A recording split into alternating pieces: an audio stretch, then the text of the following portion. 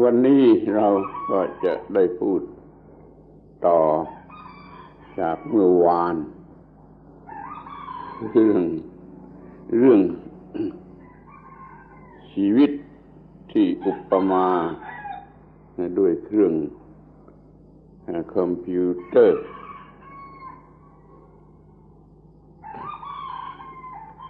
Today we will continue where we left off yesterday. That is speaking about the life which is compared to a computer.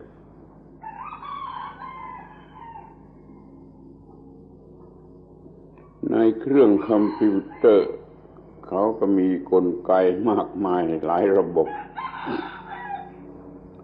ในชีวิตในอัตภาพนี่ซึ่งเปรียบด้วยเครื่องคอมพิวเตอร์ก็มีกลไกของธรรมะอยู่หลายระบบเช่นเดียวกัน In a computer, there are a number of mechanisms or systems of mechanisms necessary for it to operate. In the same way, in this body, there are a number of mechanisms and systems of Dhamma which allow it to operate. ในระบบชีวิตคอมพิวเตอร์นี่ก็มีเรื่องขันธ์ทั้งห้าแล้วก็เรื่อง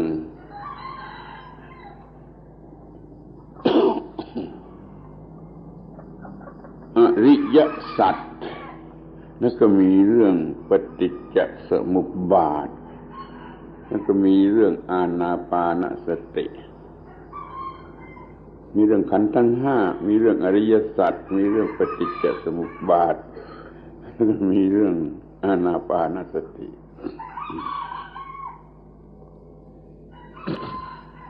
In this computer life, there are the matters or realities of the five khandas, the five heaps of existence or of human existence. Then there are the four Ariya Satya, the four noble truths. And then there is Paticca Samuppada, that is dependent origination. And finally the matter or subject of Anapanasati, mindfulness with breathing in and out. Within this computer life, we can find all four of these subjects or areas to explore. The five aggregates or heaps, the noble truths, the reality or law of dependent origination, and mindfulness with breathing.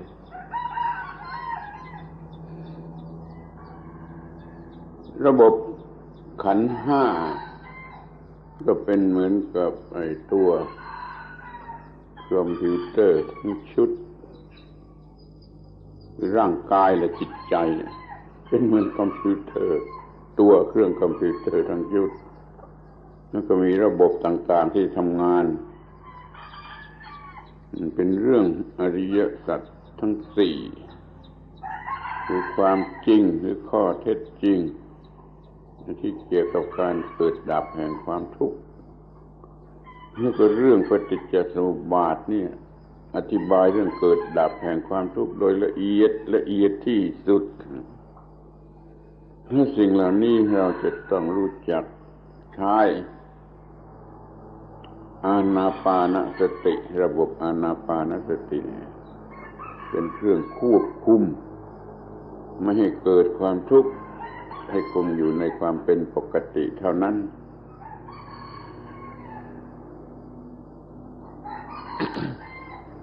So in this computer of ours,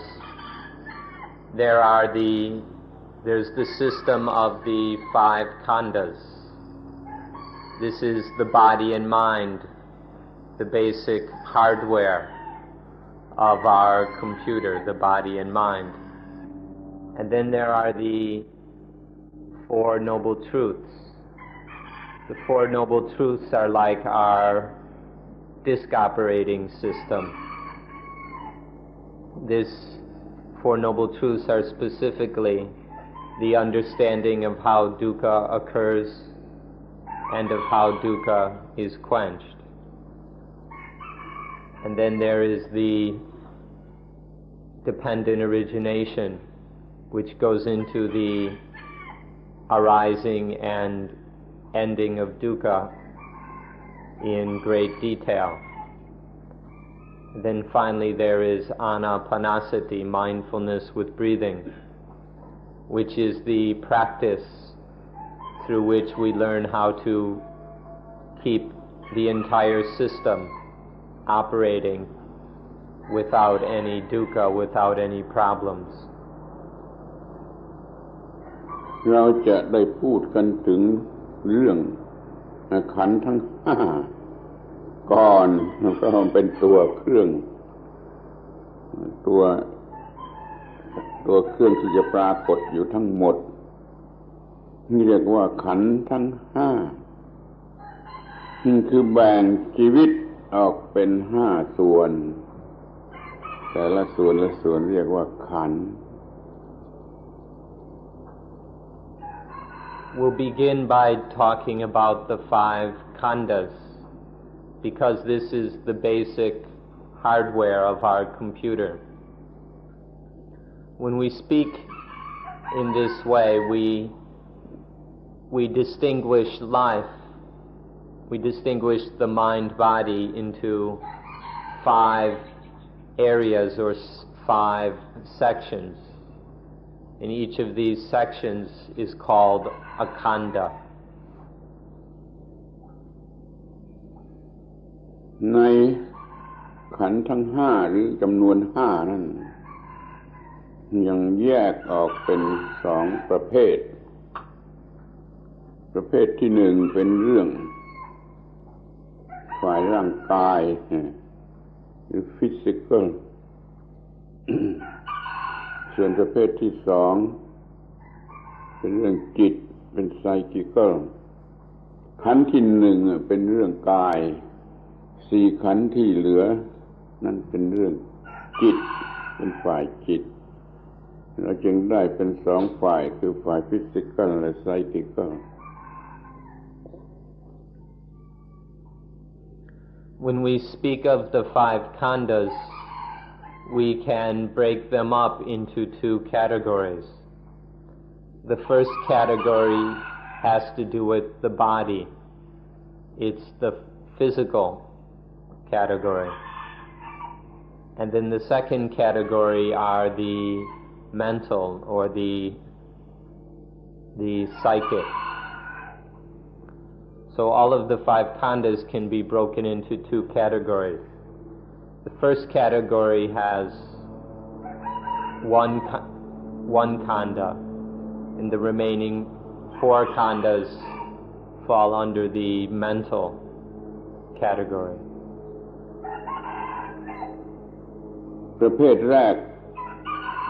ฝ่ายกายมีอย่างเดียวมีขันธ์เดียว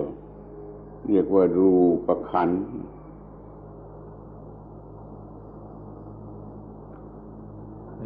ได้แก่ร่างกายเรียกว่ารูปขันธ์ก็ได้แก่ส่วนที่เป็นร่างกายประเภทแรกมีอย่างเดียว The first category is made up of a single khanda, that which is called rupa khanda, which means the body. แต่ถ้าจะศึกษากันให้ละเอียดกายหรือรูปขันธ์อย่างเดียวก็ยังประกอบอยู่โดยธาตุทั้ง 4คือธาตุดินธาตุน้ำธาตุไฟธาตุลม But if we study it in more detail, we'll see that this one khanda of the body is made up of 4 dhatus or 4 natural elements. The earth element, water element, fire element, and wind element. ธาตุดินนี่เราหมายถึงคุณสมบัติที่กินเนื้อที่ต้องการสเปซมันกินเนื้อที่มันจึงเรียกว่าของแข็ง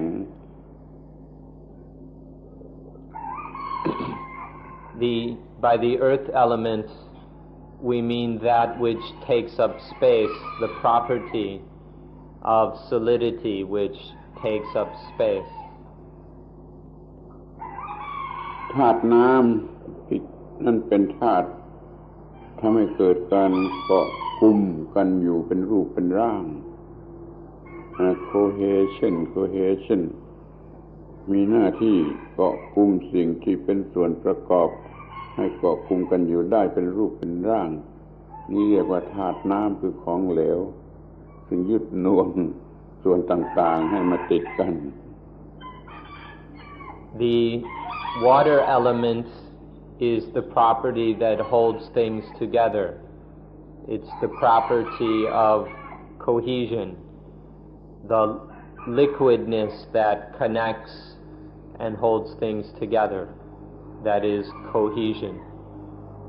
เราสังเกตเห็นได้ง่ายๆสำหรับธาตุน้ำก็คือว่าน้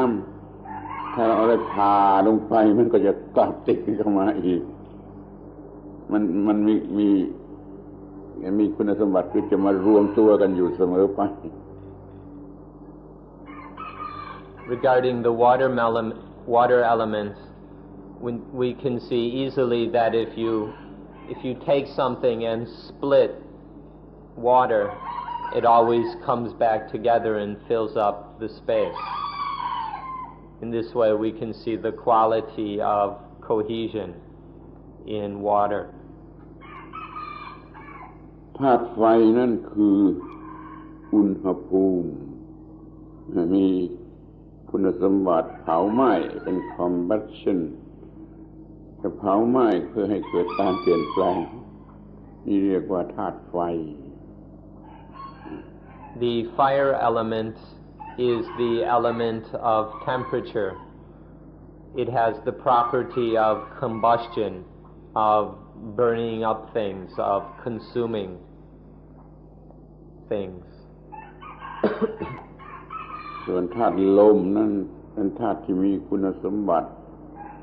เคลื่อนไหวจงดูอาการแห่งแก๊สทั้งหลายจะมีการเคลื่อนไหวคุณสมบัติที่ทำให้เคลื่อนไหวได้นี่เรียกว่าธาตุลม The wind element has the property of movement. For example,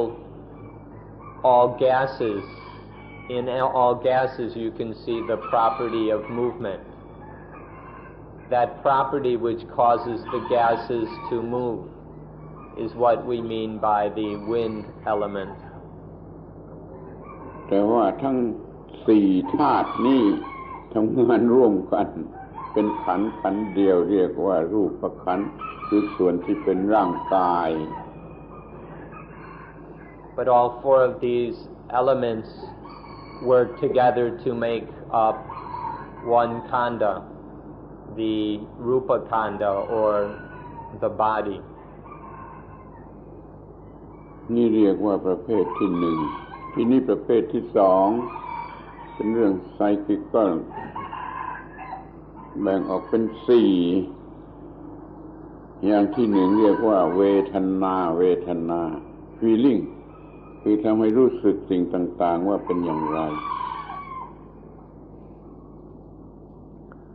The second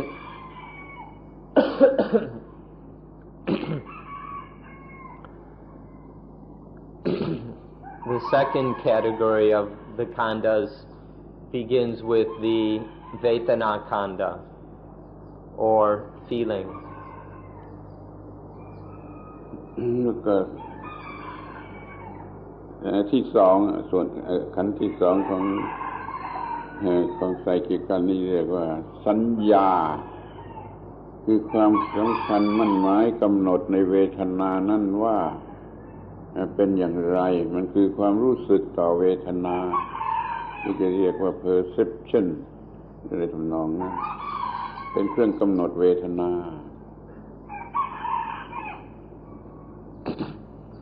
The second mental khandha is the activity of recognizing or perceiving the feeling or that which is felt. Once something is felt, then we recognize what it is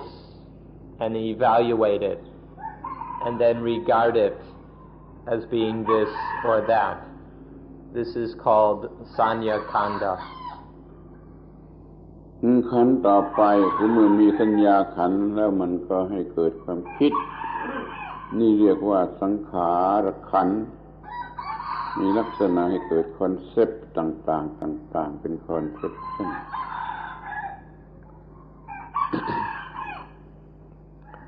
Then once something has been recognized, this causes thinking.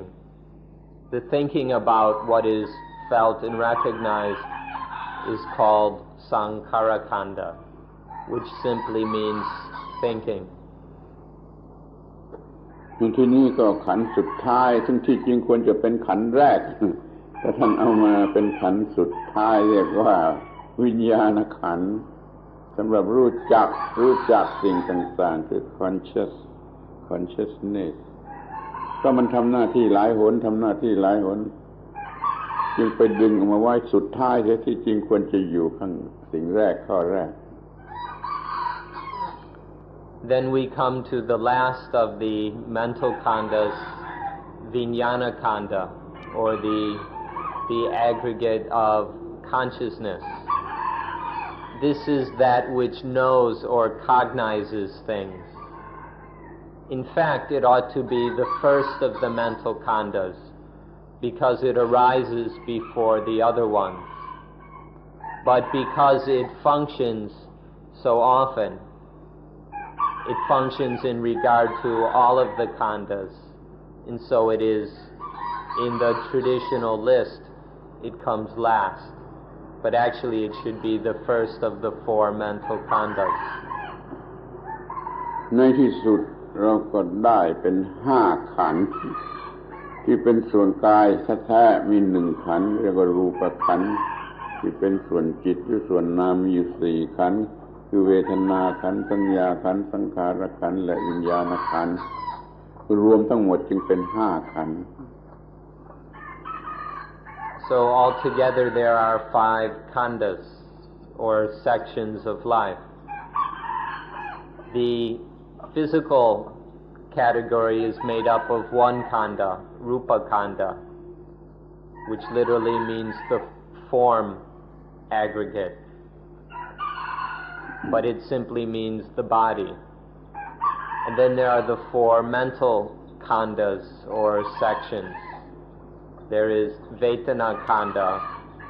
the feeling section, and then Sanya Khandha, the recognition section, Sankhara Khandha, the thinking section, and Vijnana Khandha, the consciousness section. Altogether, these 5 khandhas make up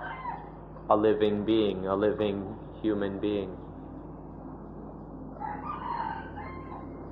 เราจงรู้จักตัวเราเอง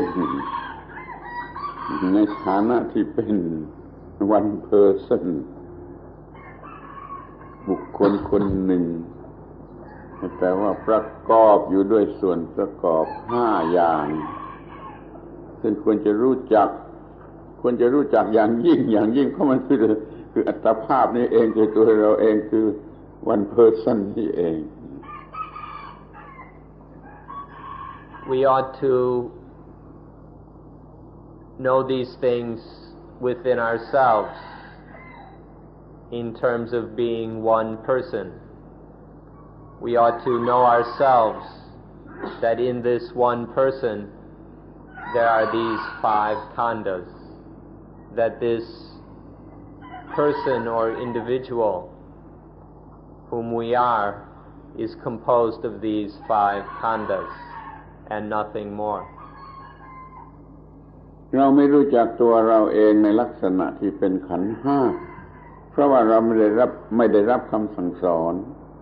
อยู่ในกรณีที่ได้รับคำสั่งสอนก็เห็นว่าไม่มีประโยชน์ไม่จำเป็นก็ไม่สนใจที่จะศึกษา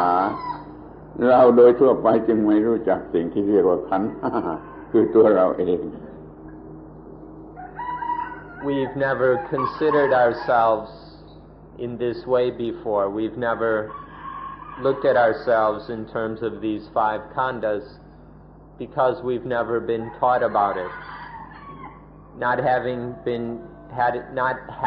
had it explained to us, we don't see its importance, and so we don't give it any attention.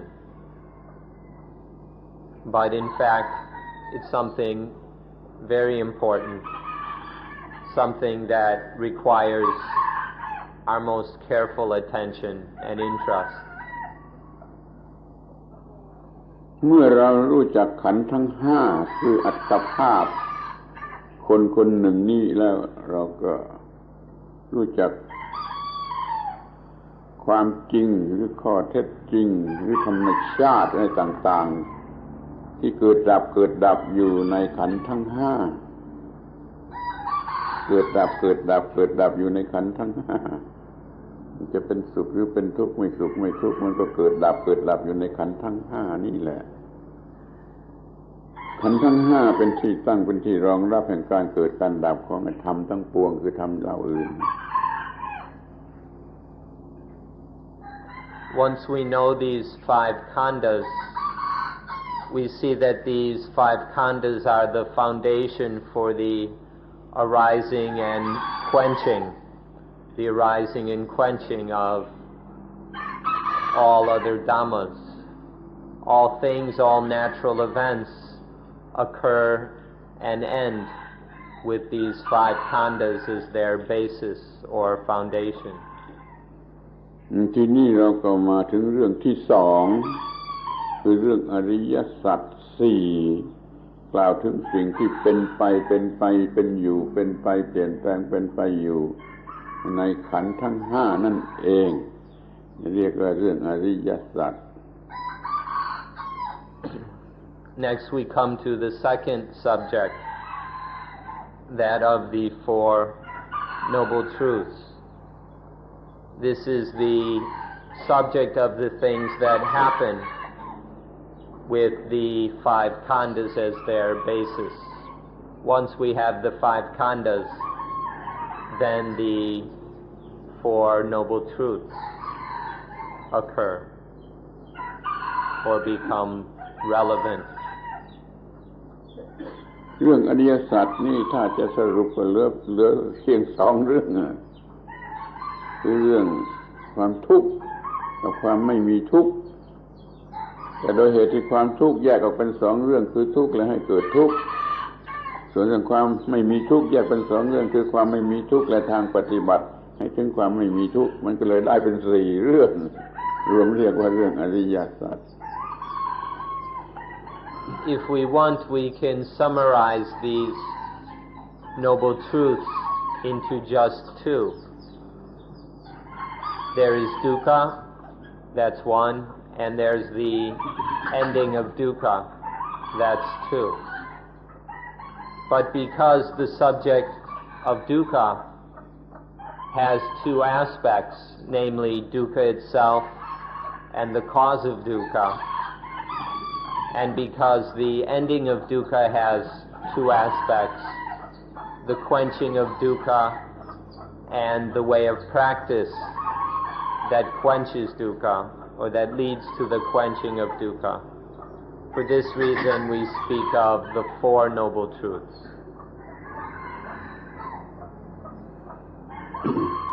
อริยสัจที่ 1ก็พูดถึงเรื่องความทุกข์คือสิ่งที่เราไม่ปรารถนาที่ในความรู้สึกแล้วก็ไม่ปรารถนาเป็นปัญหายุ่งยากทำความยากทำความลำบากให้แต่แล้วมันก็หลีกไม่พ้นมันก็มาเกิดใน ในกายนี้ในขันธ์ทั้งห้านี้ได้นี่เราจงรู้จักไอ้ภาวะที่ไม่น่าปรารถนาทุกอย่างทุกชนิดเนี่ยว่าเป็นทุกขอริยสัจ The first noble truth is the truth about dukkha. Dukkha is everything undesirable, unpleasant, and unsatisfying which happens to this body and within this body. All the things that we don't want to happen, all the things which are unsatisfying, or these are what we mean by dukkha. This is the noble truth of dukkha, or dukkha ariya satcha. ความทุกข์คือเป็นเวทนาชนิดหนึ่งจึงได้แก่เวทนาขันธ์นั่นแหละความทุกข์ทั้งหลายรวมอยู่ที่เวทนาขันธ์แห่งขันธ์ห้า All forms of dukkha, all forms of pain and dissatisfaction are included within the feeling aggregate or vedana kanda. All forms of dukkha are just certain kinds of feeling. ทีนี้อริยสัจที่สองคือเหตุให้เกิดทุกข์เหตุให้เกิดทุกข์เรียกว่าตัณหา desire ซึ่งให้เกิดอุปาทานหรือ attachment นั่นมันก็คือสิ่งที่เกิดไปจากเวทนาเกิดไปจากเวทนาอีกตอนหนึ่ง ถ้าจะเรียกก็เรียกว่าสัญญาขันธ์หรือสังขารขันธ์ก็ได้เหตุให้เกิดทุกข์คือตัณหาหรืออุปาทานเรียกว่าสังขารขันธ์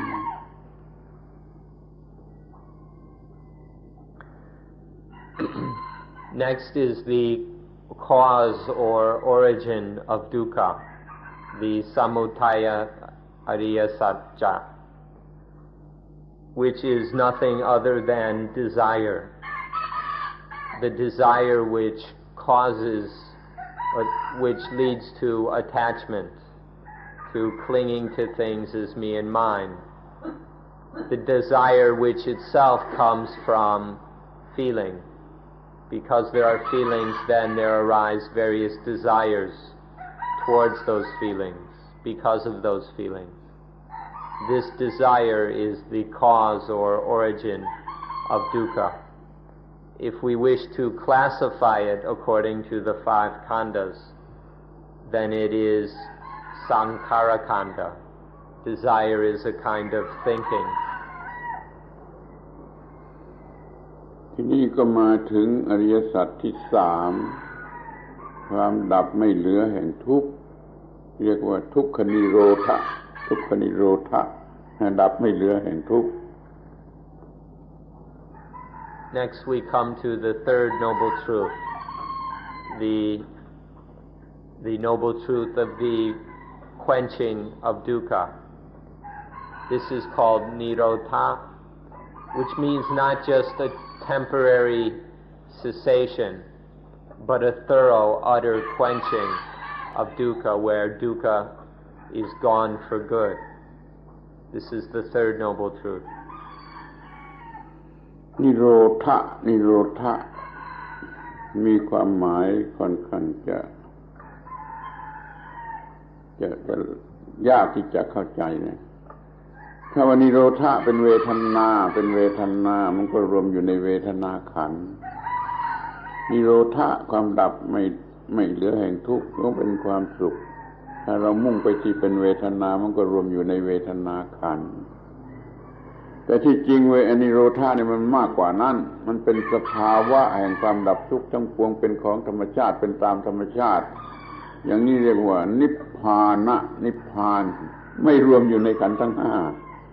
แต่ว่ามาปรากฏแก่ความรู้สึก ที่เป็นเวทนาขันธ์ได้นี่ถ้าเรามองในแง่ของเวทนาที่รู้สึกได้ก็เป็นเวทนาขันธ์แต่ถ้ามองในธรรมชาติอันกว้างขวางแล้วมันอยู่นอกขันธ์ทั้งห้าเป็นเรื่องของธรรมชาติเป็นเรื่องของนิพพานเป็นเรื่องของอสังคตะเข้าใจนิโรธอริยสัจให้ครบถ้วนอย่างนี้ Now this thing nirota or utter quenching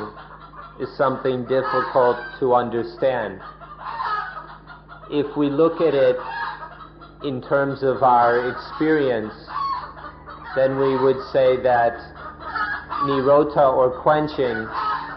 is a kind of feeling. Because nirota is the quenching of all dukkha, we can call that a certain special kind of happiness. And this happiness, this special happiness of nirota, then must be considered a kind of feeling. But if we look at it more broadly and deeply, we see that nirota is just another name for nibbana. If we look at it more from the side of reality than the side of our experience, then we see it in terms of nibbana. And nibbana is not included within the five khandhas. So if we look at it on this higher level, nirota is a matter of nibbana. It's a matter of the asankata, of the unconcocted or unconditioned, the unchanging, timeless reality. So if we look at it in this way, then the third noble truth of nirota, of utter quenching, does not fall within the five khandhas. But if we look at it in terms of our own experience, that this reality of quenching can be experienced or felt by us, then we would speak of it as Vedana Khandha. ทีนี้ก็มาถึงอริยสัจที่สี่เรียกว่ามรรคสัจหนทางปฏิบัติเพื่อให้ถึงความดับทุกข์นี่เราจะต้องทำความเข้าใจกันให้ดีๆหนทางดับทุกข์วิธีทางดับทุกข์มันไม่ใช่ตัวการดับทุกข์มันไม่ใช่ตัวการดับทุกข์จะเป็นตัววิธีทางหนทางปฏิบัติให้ถึงตัวดับทุกข์ให้ถึงความดับทุกข์นี่เป็นอริยสัจที่สี่ The fourth noble truth is the Magga Satcha, the truth of the path or way. This is the noble truth of the path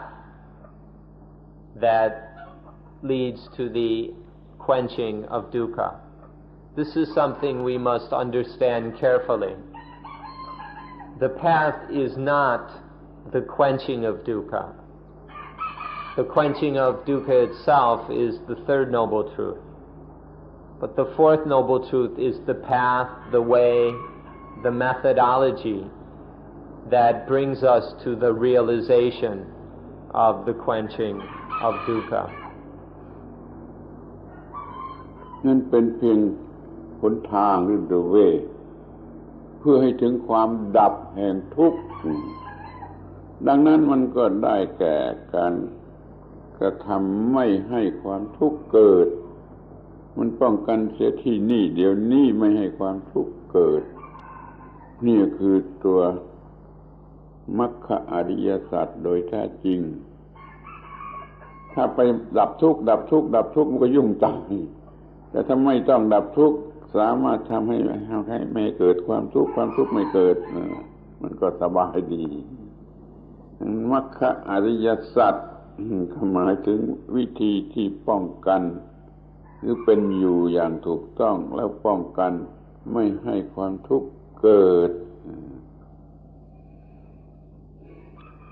The truth of the path is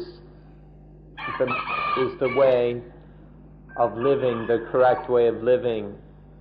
that leads to the realization of the final quenching of dukkha.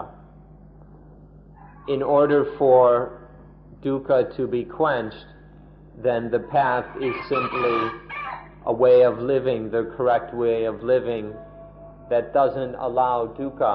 to happen. If we can keep dukkha from arising, then eventually all dukkha will be quenched. This way of living that prevents the arising of dukkha is what we mean by the path. ท่านลองเปรียบเทียบดูอย่างนี้เองก็ได้ว่าการดับไฟกับการป้องกันไม่ให้ไฟเกิดขึ้นป้องกันไม่ให้ไฟเกิดขึ้นสองอย่างนี้อย่างไหนดีกว่ากัน We can illustrate this point with the simple example of a fire. Which is easier and better, to prevent the fires from happening or to put them out once they have started? การดับไฟนี่ก็กลายเป็นความยุ่งยากลำบากจะถูกไฟไหม้แต่ถ้าว่าป้องกันไม่ให้ไฟเกิดแล้วมันไม่เกี่ยวข้องกับไฟโดยประการทั้งปวงนี่ความทุกข์ก็เหมือนกันแหละทำให้มันไม่เกิดมีชีวิตชนิดที่ความทุกข์ไม่อาจจะเกิดนี่เป็นธรรมะสูงสุดธรรมะสูงสุดเรามีชีวิตชนิดที่ความทุกข์เกิดไม่ได้เนี่ยนี่คืออริยสัจข้อที่สี่คือข้อสุดท้าย If we let the fire happen, then we have to get involved with the fire and have to put it out. And in the process we can get burnt. But if we prevent the fire from happening in the first place, then there's no need to mess around with the fire itself. This way is much safer and cleaner. It's the same way with dukkha. If we let dukkha happen, then we have to suffer through it until it can be ended. But if we prevent all dukkha, then we don't have to mess around with it at all. So this makes up the fourth noble truth, the noble truth of the path that leads to the quenching of dukkha. Altogether, these four noble truths, dukkha, the origin of dukkha, the quenching of dukkha, and the path that leads to the quenching of dukkha, these are the four things make up our second subject, the Four Noble Truths. ความคิดหรือสติปัญญาในการที่จะดับทุกข์นี้จะรวมอยู่ในสังขารขันธ์ก็ได้แต่เป็นการปรุงแต่งไปในทางฝ่ายตรงกันข้ามการปรุงแต่งไปในทางฝ่ายที่ไม่ให้เกิดทุกข์การปรุงแต่งนี้เรียกว่าสังขารขันธ์ได้ดังนั้นวิธีทางการดับทุกข์ก็เรียกว่าสังขารขันธ์ได้เหมือนกัน Our thoughts and reflections regarding the quenching of dukkha can be included within the fourth khandha, the third mental khandha or sankhara khandha, the thinking section or aspect of life. All of our thoughts and reflections on the Four Noble Truths would be categorized as thinking or sankhara khandha. But one should recognize that this is a different kind of thinking than the ordinary concocting of our minds. This kind of thinking is going in the opposite direction. Whereas most of our thinking is defiled and egoistic. Thinking in terms of the quenching of dukkha cuts through that, goes against the stream of all that. It leads towards the ending of concocting. ในที่สุดเราก็จะเห็นได้เองว่าทุกขะคือความทุกข์เป็นเวทนาขันธ์ทุกขสมุทัยเหตุให้เกิดทุกข์เป็นสังขารขันธ์ทุกขนิโรธดับทุกข์เป็นเวทนาขันธ์มรรคสัจปฏิบัติไปถึงความดับทุกข์ก็เป็นสังขารขันธ์เป็นเวทนาขันธ์สังขารขันธ์เวทนาขันธ์สังขารขันธ์เกี่ยวข้องกันอยู่ในคอมพิวเตอร์อันนี้ So finally, one can see that the truth of dukkha is Vedana Kanda, the feeling section. And then the origin of dukkha is Sankhara Kanda, the thinking section. And then the noble truth of the quenching of dukkha. This is once again the feeling section. And then the path that leads to the quenching of dukkha is the Sankhara Kanda, or thinking section again. So there's feeling section and thinking section, feeling section and thinking section. This is how the Four Noble Truths are based upon our computer. This is how they interact with our computer. จงหลับตาให้เห็นภาพว่าอริยสัจทั้งสี่ก็เป็นไปในขันธ์ทั้งห้าเป็นไปในขันธ์ทั้งห้าจึงเนื่องกันอย่างยิ่งเนื่องกันอย่างที่สุดอริยสัจทั้งสี่เป็นไปในขันธ์ทั้งห้าเกิดดับอะไรก็ตามก็อยู่ในขันธ์ทั้งห้า One can close one's eyes and observe for oneself that the Four Noble Truths are within the five khandas. We can see, experience, and understand these Four Noble Truths only within the five khandas. There's no other place to find them. นี่เรารู้มาถึงระบบที่สองและระบบที่หนึ่งคือขันธ์ทั้งห้าระบบที่สองคืออริยสัจทั้งสี่ที่เราจะมารู้ระบบที่สี่คือเรื่องของการเกิดทุกข์และดับทุกข์โดยละเอียดเรียกว่าเรื่องปฏิจจสมุปบาทซึ่งจะได้พูดกันต่อไป So now we've covered two subjects, the five khandas and the Four Noble Truths. The next subject goes into the arising of dukkha in great detail. This is the way to really understand how dukkha happens. So next we'll discuss the paticca samuppada, or dependent origination. เราเข้าใจ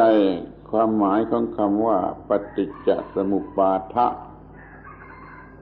โดยสรุปสั้นที่สุดว่ามันอาศัยกันแล้วเกิดขึ้นมันอาศัยกันแล้วเกิดขึ้นมันอาศัยกันแล้วเกิดขึ้นแต่มันติดต่อกันไปมันอาศัยสิ่งหนึ่งเกิดขึ้นแล้วสิ่งนั้นก็กลายเป็นที่เป็นที่อาศัยแห่งการเกิดสิ่งต่อไปสิ่งนั้นเกิดขึ้นแล้วก็เป็นที่อาศัยให้เกิดสิ่งต่อไปมันไปอย่างนี้ไม่มีที่สิ้นสุดลักษณะอาการอย่างนี้เราเรียกว่าปฏิจจสมุปบาท The meaning of paticca samuppada is quite simple. It just means that depending on this happens. Depending on these things, this happens. So happening, originating, dependent on other things, relying on other things. is the simple meaning of dependent origination. This happens depending on things, and then next this happens depending on things, and then this happens depending on causes and conditions. This constant flowing of things arising due to causes and conditions, things constantly arising one after the other depending on causes and conditions, is what is meant by paticca samuppada, or dependent origination. เราตั้งต้นศึกษาเรื่องปฏิจจสมุปบาทไปจากรูปขันธ์คือรูปขันธ์เนี่ยร่างกายเนี่ยมันมีตาหูจมูกลิ้นกายใจคือระบบแห่งความรู้สึกทางตาทางหูทางจมูกทางลิ้นทางกายทางใจนี่เรียกว่าอายตนะภายในมีอยู่แล้วมันคู่กันกับอายตนะภายนอกคือรูปเสียงกลิ่นรสโผฏฐัพพะธรรมารมณ์ที่มาจับคู่กับตาหูจมูกลิ้นกายใจนั่นอยู่ภายนอกแต่ว่าไม่ปรากฏถ้าไม่เข้ามาเกี่ยวข้องกับภายในคือร่างกายมันมีอยู่สำหรับเข้าเกี่ยวข้องกับร่างกายคืออายตนะภายใน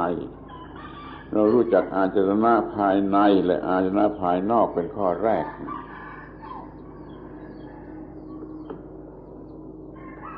To study dependent origination,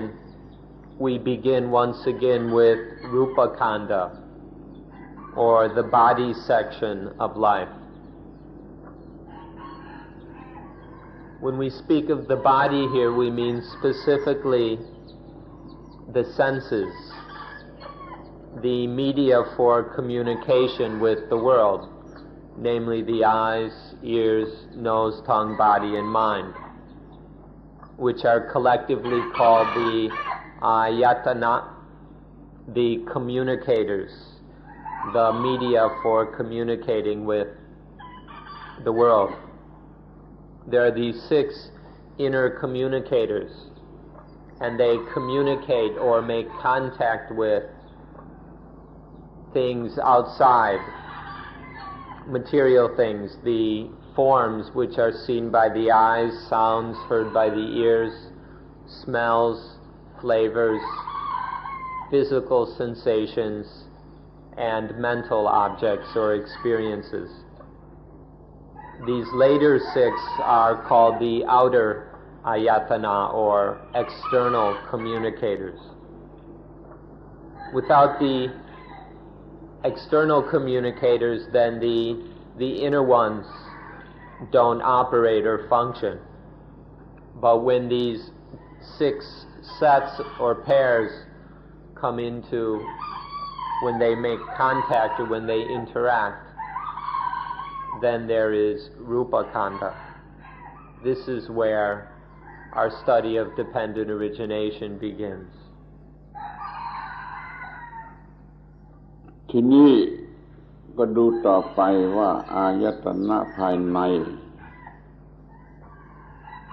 มาพบกันเข้ากับอายตนะภายนอกอายตนะภายในเช่นตาเป็นต้นถึงกับอายตนะภายนอกเช่นรูปเป็นต้นอาการที่พบกันนั่นแหละภาษาบาลีเรียกว่าปฏิจจะตัวหนังสือแปลว่าถึงกันเข้าแต่ภาษาไทยเราชอบจะแปลว่าอาศัยก็ถูกเหมือนกันมันถึงกันเข้าระหว่างอายตนะภายในกับอายตนะภายนอกคือปฏิจจะกันเข้าแล้วมันก็เกิดวิญญาณถ้าเป็นทางตาก็เกิดจักขุวิญญาณถ้าเป็นทางหูก็เกิดโสตวิญญาณถ้าเป็นทางจมูกก็เกิดฆานวิญญาณจนครบทั้ง6อายตนะอีกเหมือนกันนี่คือปฏิจจสมุปบาทในเงื่อนต้นที่สุดอายตนะภายในปฏิจจกับอายตนะภายนอกแล้วก็เกิดวิญญาณ Now when the inner communicators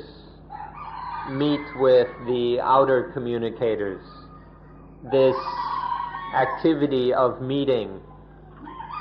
is called paticca. The word paticca in Paticca Samuppada simply means to come together or to interact. Although in Thai it's generally translated as asaigan or dependent or dependently. But literally it means tungan kao, which we can say is to come together or interact. So when the eyes meet with forms, this interacting, this paticca, leads to the arising of something new, namely consciousness. If it's dependent on having to do with the eyes, we call it eye consciousness. When it's regarding the ears, we call it ear consciousness. Then there's nose consciousness, tongue consciousness, body consciousness, and mind consciousness. So depending on the 6 pairs of communicators, when these 6 pairs interact or when they paticca, then there arise the 6 kinds of sense consciousness or vijnana. บัดนี้เราได้3อย่างแล้วใช่ไหม3อย่างคืออาจารณภายในตาเป็นต้นอาจารณภายนอกเป็นรูปเป็นต้นการถึงกันของ2อย่างนี้เกิดวิญญาณ consciousness มี3อย่างนะที่มา3อย่างนี้อาศัยกันอีกทีก็เราเกิดสิ่งที่เราเรียกว่าผัสสะสิ่งที่เราเรียกว่าผัสสะคอนแทคมันก็เกิดขึ้นนี่เป็นปฏิจจสมุปบาทตอนที่เกิดผัสสะ So just here with the interacting of the inner and outer communicators, we already have paticca, and then with the arising of consciousness, depending on the senses, for example, eye and form, or ear and sound, just that is dependent origination. We have the activity or the reality of dependent origination right there. And so now we have 3 things. We have the inner communicators, the outer communicators, and then sense consciousness. There are these 3 things. And then, depending on these 3 things, there is another mode or level of dependent origination. Depending on these 3 things, as these 3 meet together, then there arises phassa or contact. เพราะได้อาศัยผัสสะนั้นจึงเกิดเวทนาคือ feeling สังเกตให้เห็นชัดเพราะอาศัยผัสสะมันจึงได้เกิดเวทนาคือ feeling. Phassa or contact is when the experience makes an impression on us. And then depending on this contact or this sense impression, there arises feeling. Please observe until you see for yourself how feeling arises due to contact. เมื่อมีผัสสะแล้วก็มีเวทนานี่ก็ได้อาศัยเวทนานั่นเองจึงเกิดตัณหาคือความต้องการไปตามความหมายหรือคุณค่าของเวทนา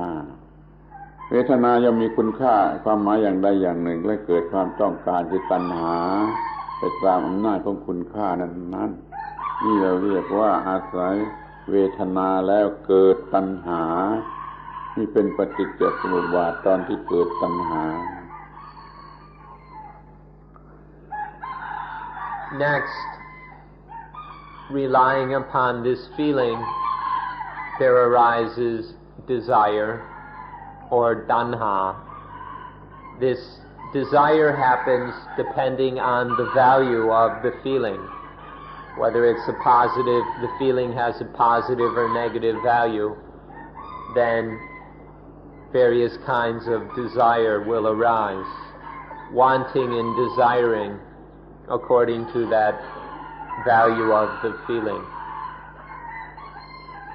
ตัณหาคือความต้องการหรือความอยากไปตามอำนาจของเวทนา ถ้าเป็นเวทนาโง่เวทนาผิดเวทนาเข้าใจผิดแล้วตัณหาก็คือความต้องการที่โง่ที่ผิดนั่นเองถ้าไม่ผิดมันเป็นเวทนาที่ถูกต้องมีปัญญาเข้ามาควบคุมไม่เรียกว่าตัณหาเรียกว่าสังกัปปะหรือ aspiration ไปทางนู้นแต่ถ้าทางปฏิจจสมุปบาทที่เกิดทุกข์แล้วเวทนาให้เกิดตัณหาเวทนาโง่ให้เกิดตัณหาโง่คือต้องการไปตามอำนาจของกิเลสนี่คือเวทนาให้เกิดตัณหาตรงนี้สำคัญมากสำคัญที่สุดของเรื่องปฏิจจสมุปบาทต้องเข้าใจดีๆว่าเวทนาให้เกิดตัณหา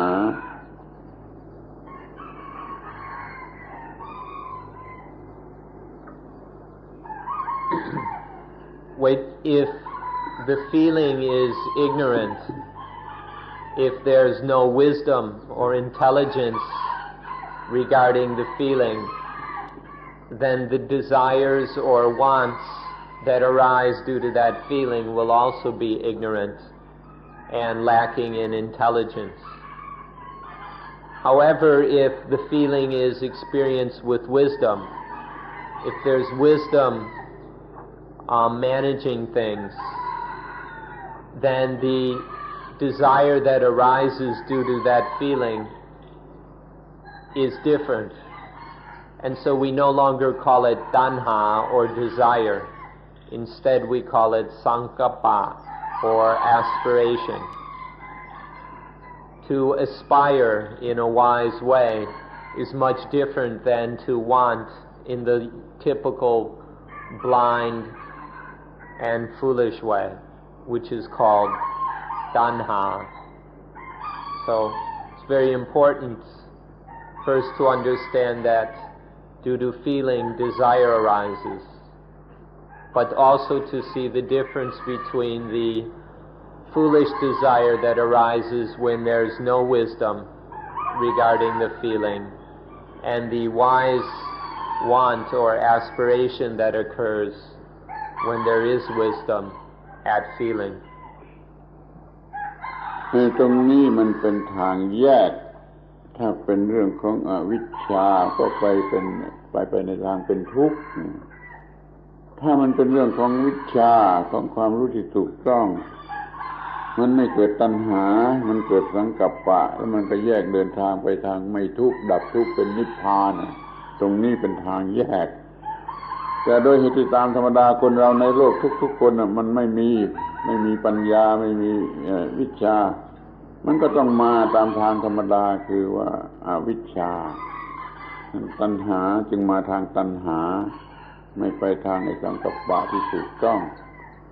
ก็มาเกิดเป็นตัณหาขึ้นมามีความอยากอย่างยิ่งอยากอย่างแรงอยากโดยอำนาจของความโง่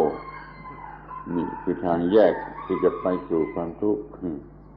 ถ้าเราศึกษาธรรมะเพียงพอเรารู้จักทางแยกตรงนี้เราก็ไม่ไปทางทุกข์เราก็จะเป็นไปทางที่จะไม่เกิดทุกข์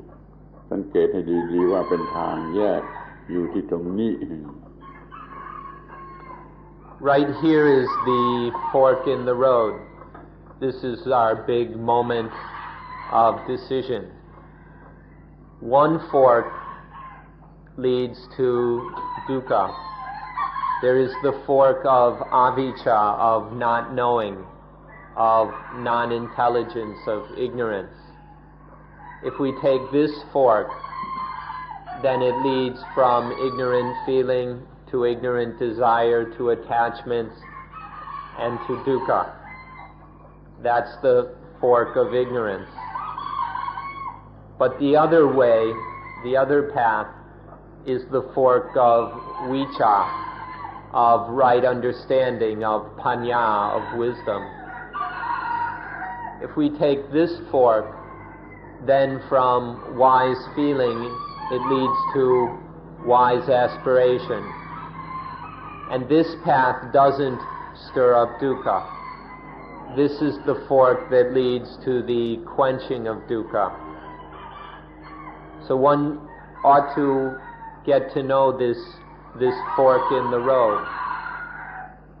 between going on heedlessly,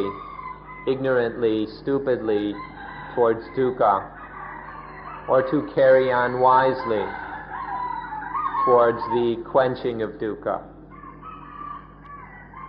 If we understand this fork in the road well, if we really understand it with wisdom, then we will be able to take the most beneficial choice to follow the way towards the quenching of dukkha. Unfortunately, people in this world, and that means all of us, lack the wisdom and understanding to follow the wise path. Lacking that wisdom, we just can't help it, that there is ignorant feeling, there are stupid desires. This gets us into the foolishness of attachment, and so there is dukkha. ทีนี้ก็ดูต่อไปให้ดีๆตอนนี้ก็สำคัญเหมือนกันคือมีความอยากอย่างโง่เขลาอยากด้วยอวิชชา ignorant want มันอยากด้วยอำนาจของอวิชชาที่เรียกว่าตัณหาอำนาจหรือกำลังของความอยากมันแรงขึ้นอาศัยความอยากที่แรงขึ้นนี่มันทำให้เกิดคอนเซ็ปต์ขึ้นมาว่ามีกูผู้อยากก่อนนี้ไม่มีกูผู้อยากเดี๋ยวมันมีความอยากนั่นมันปรุงให้เกิดตัวกูผู้อยากนี่ว่าตัณหาความอยากให้เกิดอุปาทานว่าเราว่าของเราว่าตัวกูว่าของกูนี่ปฏิจจสมุปบาทตอนที่ให้เกิดอุปาทานจากตัณหา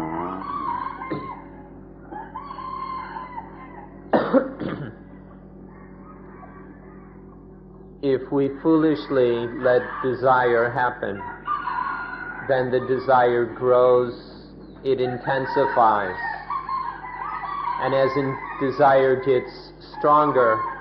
it leads to the arising of attachment. Attachment happens because of this foolish desire. Attachment is even more foolishness. It's even greater stupidity. It's when, because of the intensity of the desire, the mind assumes blindly that there must be the one who desires. Because there's this twisted energy of desire, ignorance assumes that there must be someone who is the desire or owns it or controls it. And so this leads to attachment to the desirer. From the ignorant desire, there arises stupid attachment, or upadana. มันมีความ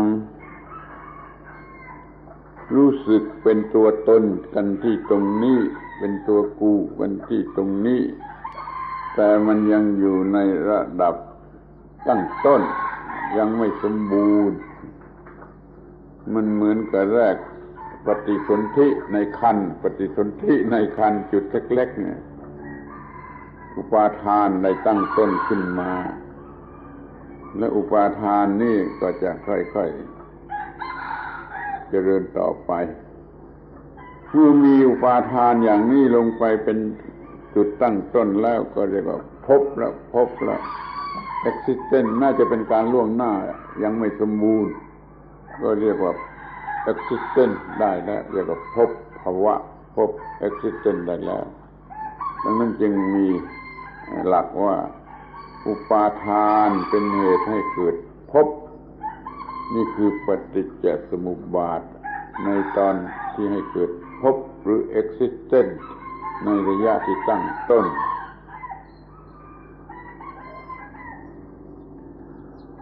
Once this attachment has arisen, this is the beginning of ego. Once there is attachment, the ego, the me, the self, has begun. But it's not yet complete, it's not yet fully mature or ripened. At the level of attachment, this could be compared with the conception of a human embryo. When the sperm fertilizes the egg and there is conception of human life, this is comparable to attachment. And then depending on this attachment, there arises bhava or existence. So far, it hasn't existed completely. But now there is complete or full existence. This is what is called bhava. ถ้าจะถามว่าเราตัวกูตั้งต้นที่ตรงไหนตรงนี้จำไว้ว่าอุปาทานให้เกิดภพเนี่ยไอ้ตัวเราตั้งต้นที่ตรงนี้เมื่อมันมีภพภาวะจุดตั้งต้นของการมีตัวเรา If one wants to ask, how does this me, this ego, happen? How does it establish itself? Then we answer right here in the arising of bhava or bhava dependent on attachment. Through this attachment, and then there arises this ignorant existence.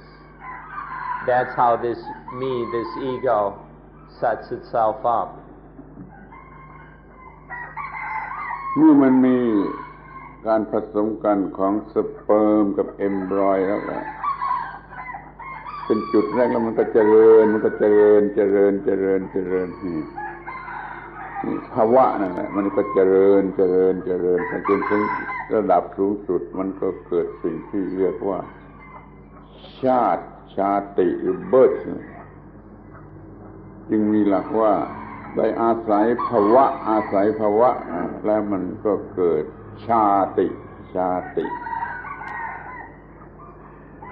นี่เป็นปฏิจจสมุปบาทตอนที่ให้เกิดสิ่งที่เรียกว่าชาติหรือ birth แห่งตัวกูเต็มที่กันตอนนี้ When the sperm fertilizes the egg, then there is conception. And then this embryo grows and develops. And then eventually the embryo grows into a fetus which develops further. And once it is mature,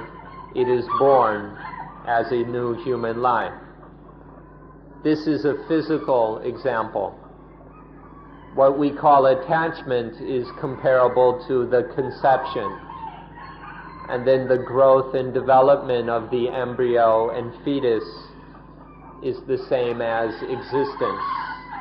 In the way the human life begins to exist once the embryo grows and matures. In the same way, ego starts to exist. This me exists with bhava. And then as this ego develops and ripens, it becomes mature enough to be born. And this birth is called jati, which simply means birth. In this case, the birth of the ego, the fully mature and ripened me.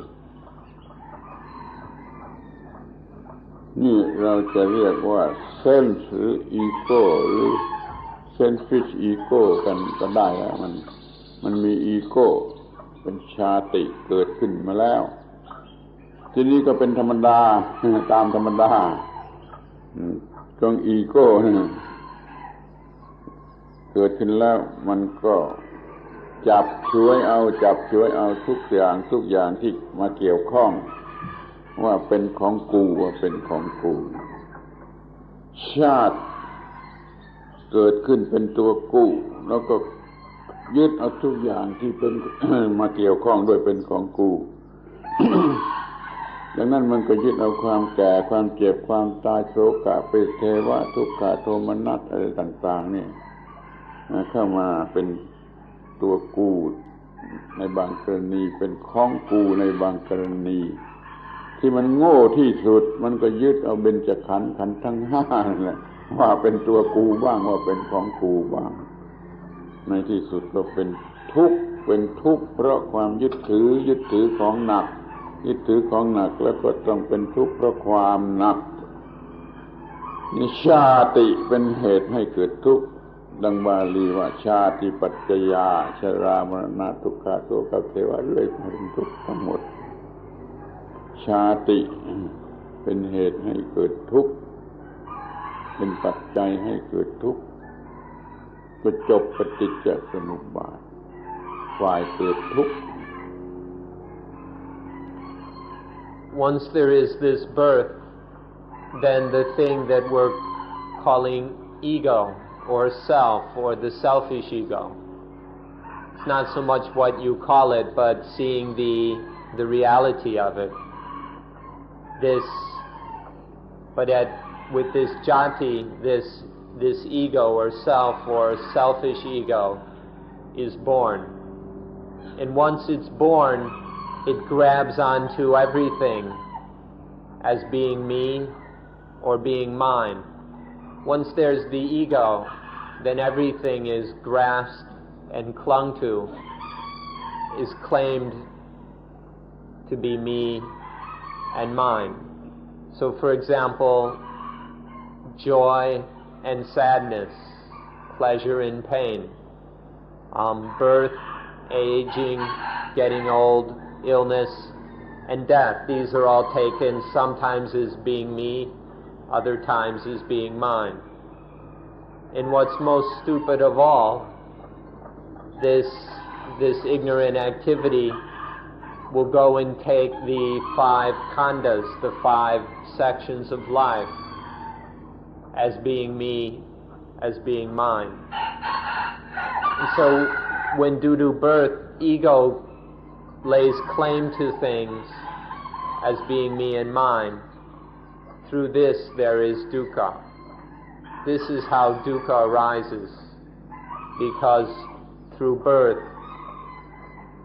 things are grasped and clung to fully, tightly, completely as being me and mine. And so the only thing that can happen is that there will be dukkha, there will be pain.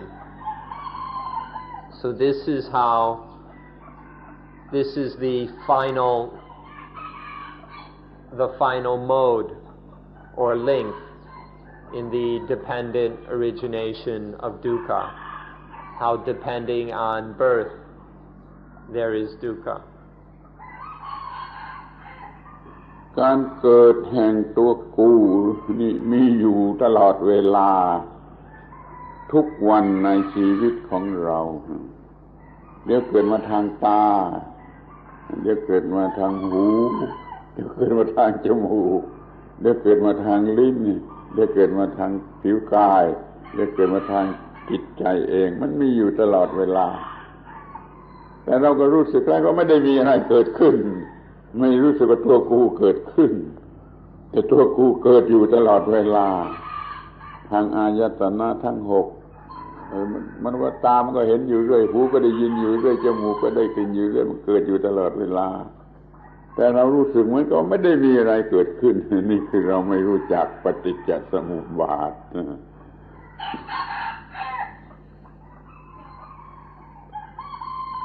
This birth of ego is happening all the time.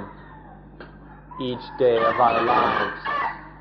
Over and over again, moment after moment, minute after minute, day after day, for our entire lives.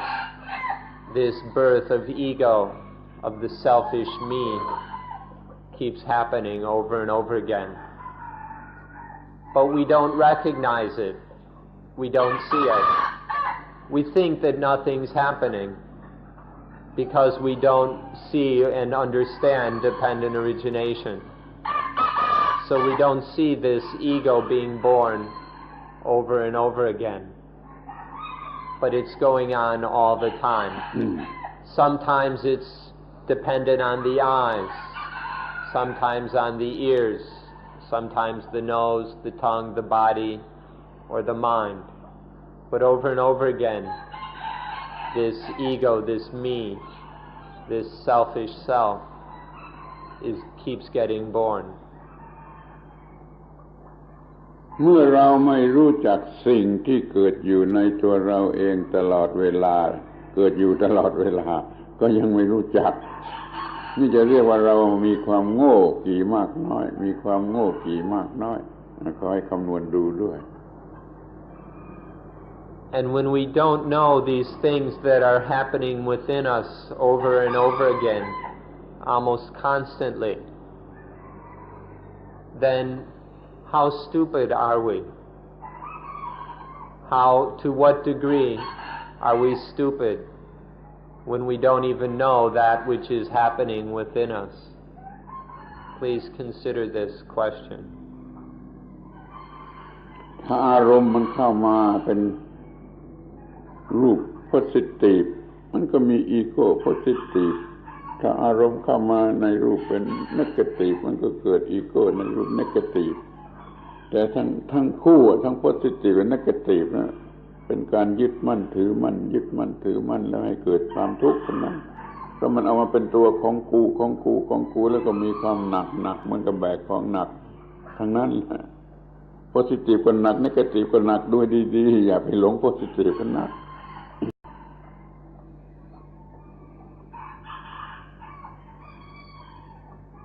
ลืมโดนยังไง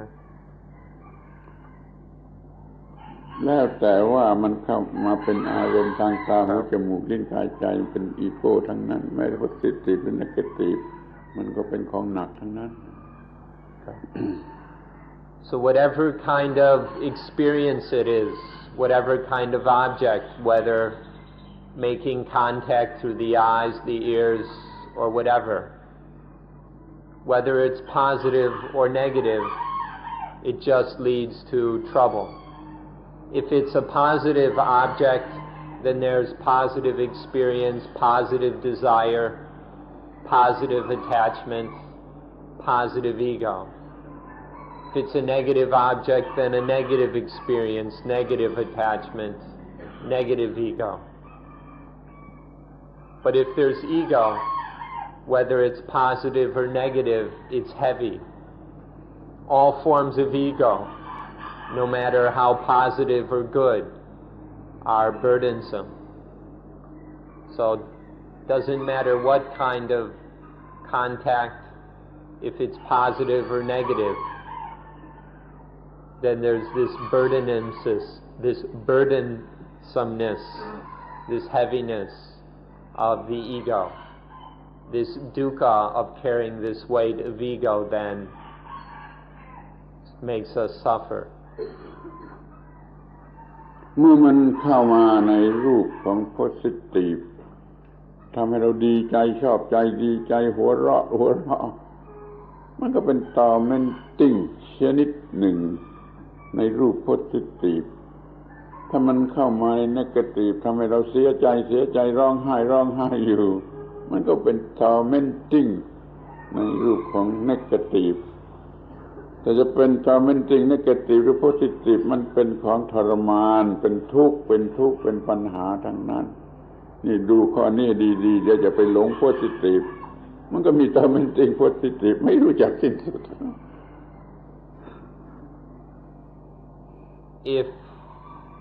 If it's positive, then we like it, it delights us, it makes us happy and glad.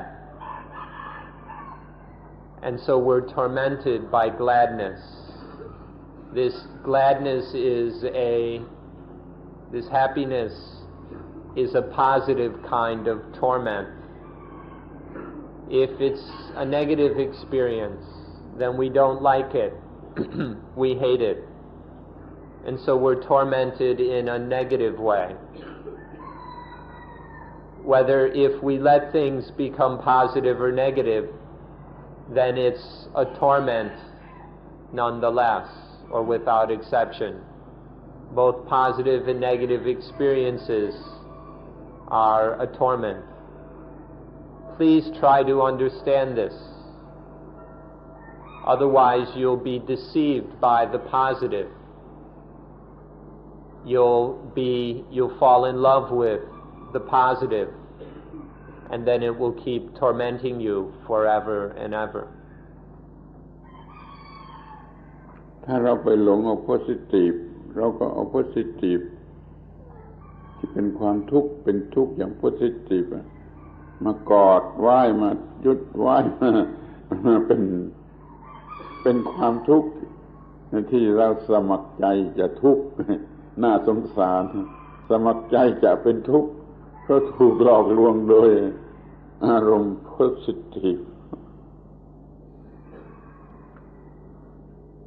If it's positive, then we hug it, we cuddle it, we caress it. The positive is the kind of dukkha that we are most willing to endure. It's the kind of pain that we volunteer for most readily. And so we fall into it, get totally addicted to it, until our whole lives are dominated by our obsession with the positive, in spite of all the dukkha and trouble it causes. ถ้าเราต้องดีใจหัวเราะอยู่ตลอดเวลาเราก็กินข้าวไม่ได้เราก็นอนไม่หลับเราก็ต้องตายถ้าจะเสียใจร้องไห้อยู่ตลอดเวลาก็กินข้าวไม่ได้นอนไม่หลับแล้วก็ต้องตายนี่อิทธิพลของมันอย่าไปหลงว่ามันโพสิทีฟนี่ตรงกันข้ามกับเนกาทีฟในปรากฏการณ์มันตรงกันข้ามจริงแต่ในผลที่เกิดแก่จิตใจมันทรมานจิตใจเท่ากันIf we need to be glad and happy all day long, if we need to be laughing all the time, then we won't be able to eat, we won't be able to swallow our food. If we're sad and sorrowful all the time, if we're crying all day long,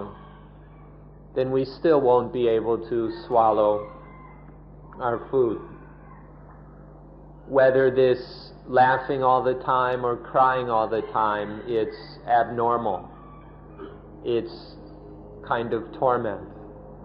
Although in its external condition, these two, or in their externals, these two are opposites. But in their effect upon us, they are the same, in that they torment us, they burden us. ทีนี้ถ้าเรามาอยู่เหนืออิทธิพลของ positive หรือ negative มันก็ไม่มีปัญหานั่นแหละคือความรอด salvation ของชีวิตคือการอยู่เหนืออิทธิพลของความเป็น positive เป็น negative. But if we are above and beyond all that positive and negative, so that it can't cause us any trouble, that is the meaning of salvation. The true meaning of salvation is to be above and beyond the power of all positive and all negative, so that none of it can affect us or concoct us. เมื่อเป็นดังนี้ในไลฟ์คอมพิวเตอร์ของเรา ก็จะต้องมีระบบอีกระบบหนึ่งซึ่งควบคุมกระแสสตรีมกระแสแห่งปฏิจจสมุปบาทเราต้องมีอีกระบบหนึ่งที่ควบคุมกระแสแห่งปฏิจจสมุปบาท When things are like that, then there must be one more system within our computer, or within our computer life, that will regulate, that will manage and oversee this stream of dependent origination. If this stream of dependent origination is going on all the time, we need some system to manage it, to deal with it. ระบบนี้จะสร้างสติจะสร้างปัญญาจะสร้างสัมปชัญญะจะสร้างสมาธิขึ้นมาอย่างน้อย4อย่างนี้สร้างขึ้นมาเพียงพอเมื่อ4อย่างนี้เพียงพอแล้วสามารถควบคุมกระแสแห่งปฏิจจสมุปบาทดังนั้นเราจึงมีการฝึกอานาปานสติภาวนาเพื่อให้เกิดธรรมะเหล่านี้สติปัญญาสัมปชัญญะเหล่านี้ขึ้นมาสำหรับควบคุมกระแสแห่งปฏิจจสมุปบาท This system will create and develop sati, or mindfulness, the mind that can recollect the present reality all the time. It will create and develop panya, wisdom, correct understanding of things as they really are. It will develop sampajanya, the immediate and specific application of wisdom, of understanding to whatever's going on right now. And it will develop samadhi, the mind which is well established, firm and focused. ท่านจงพยายาม ยังไม่เสร็จ So for this reason, we practice the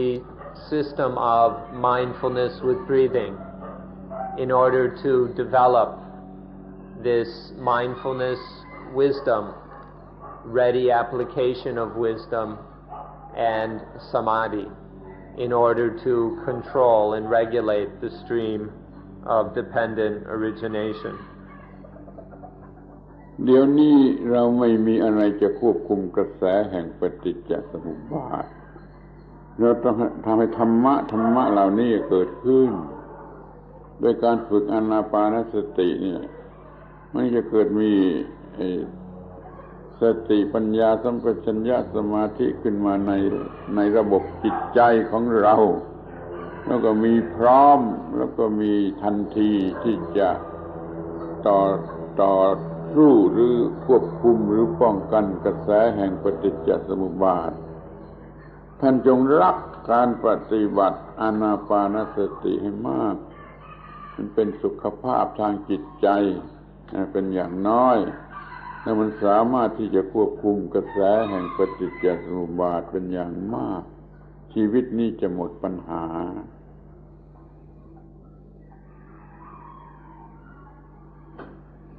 So one ought to be very interested in this practice called anapanasati, because through practicing mindfulness with mindfulness with breathing in and out, then we can develop all four of these necessary things. So far, we don't have any means to control the stream of dependent origination.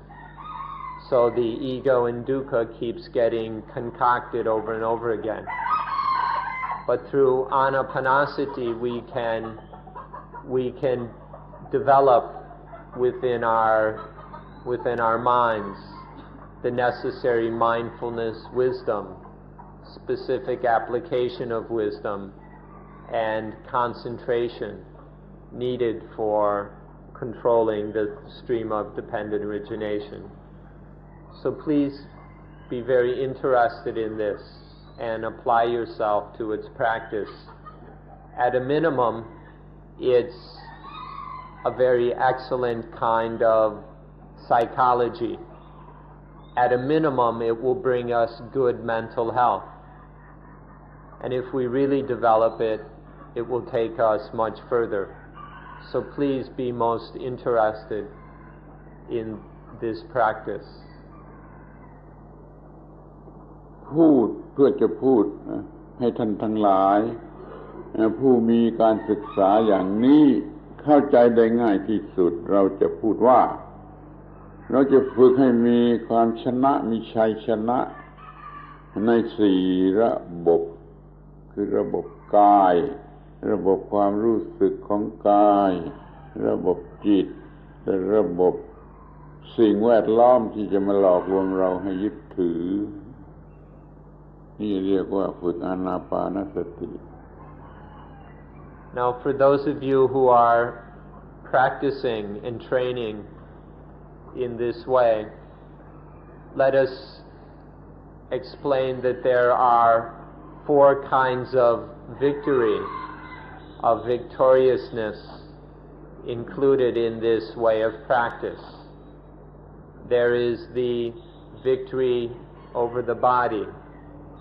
the victory over the feelings, there is victory over the mind, and victory over all the things which will trick us into attachment. Through the system called mindfulness with breathing in and out, there are these 4 kinds of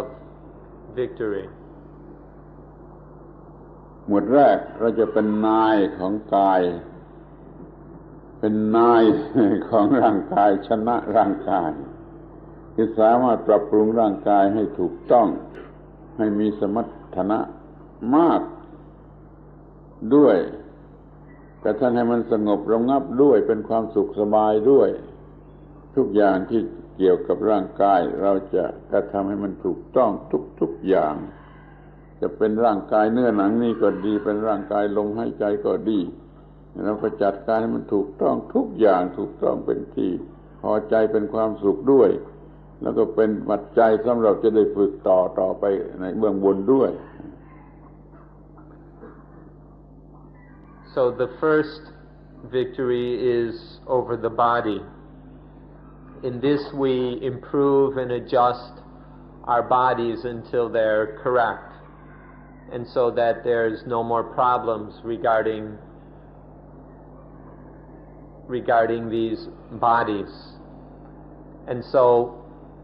on one level the body is strong and vigorous. It has a strength, efficiency and ability required for further practice. And second, this body is calm.